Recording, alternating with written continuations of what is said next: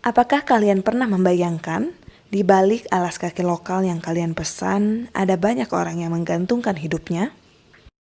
Indonesia menduduki posisi keempat sebagai produsen alas kaki di dunia, yang telah menyerap tenaga kerja sebanyak 795.000 orang. Ketika ada pandemi global, berbagai industri di hampir semua negara terdampak, termasuk industri alas kaki lokal. Menurut Ketua Umum Asosiasi Persepatuan Indonesia, Edi Wijanarko, ratusan ribu karyawan pabrik sepatu dirumahkan.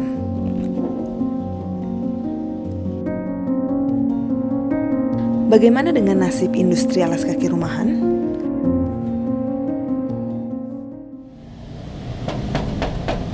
Paket.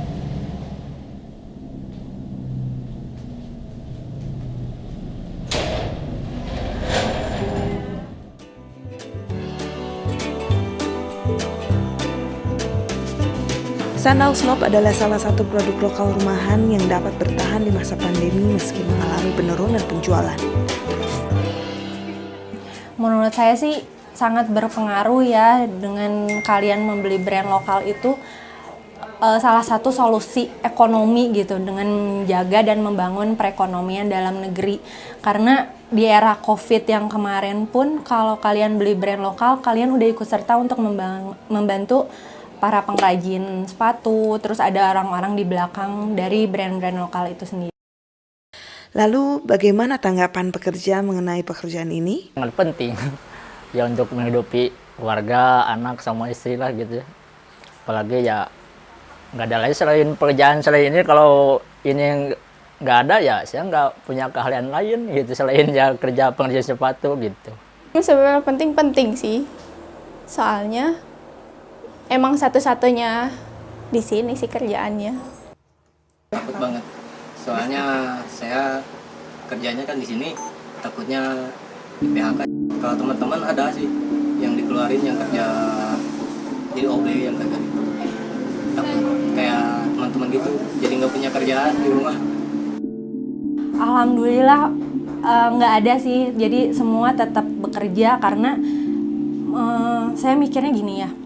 Kalau saya pribadi, saya diem di rumah 2 atau 3 bulan saya masih bisa hidup karena ada tabungan. Tapi karyawan saya yang lain gimana? Kalau saya sih kerja kan bekerja dengan kreativitas ya.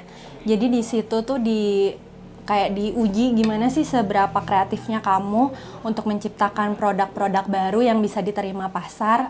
Walaupun ada COVID juga tetap kalau misalnya kita terus berinovasi, orang juga akan terus tertarik dengan produk kita sih.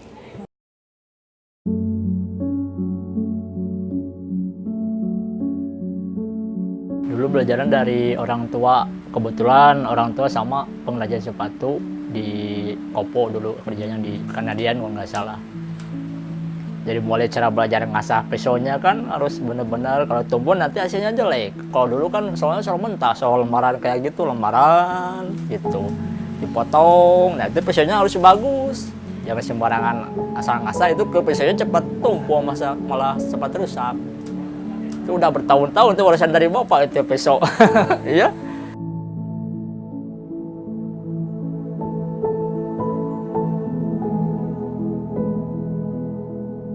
Kalau konsumen sih, kalau kan di sini tuh ada 2, ada reseller, ada yang satuan. Kalau misalnya reseller kan terus belanja di sini gitu ya. Kalau misalnya yang satuan mah kadang cuman 1 kali order udah gitu aja. Kalau misalkan yang untuk 1 kali order itu paling kayak, kapan sih barang aku dikirim? Karena kan ini barangnya PO, 7-14 harian paling lamanya. Mereka tuh kayak nggak mau nunggu gitu, padahal mereka tahu barangnya tuh PO. Proses sepasang alas kaki tidak hanya tentang bagaimana produk tersebut dibuat dan dipasarkan, tetapi juga bagaimana proses orang-orang yang berjuang untuknya. Ada yang memperjuangkan kelangsungan hidup karyawannya, ada yang berjuang memberikan pelayanan, ada juga yang meneruskan warisan demi masa depan keluarganya. Di balik sepasang alas kaki yang kalian pesan, ada kehidupan di belakangnya. Paket. Ya, makasih ya Pak ya.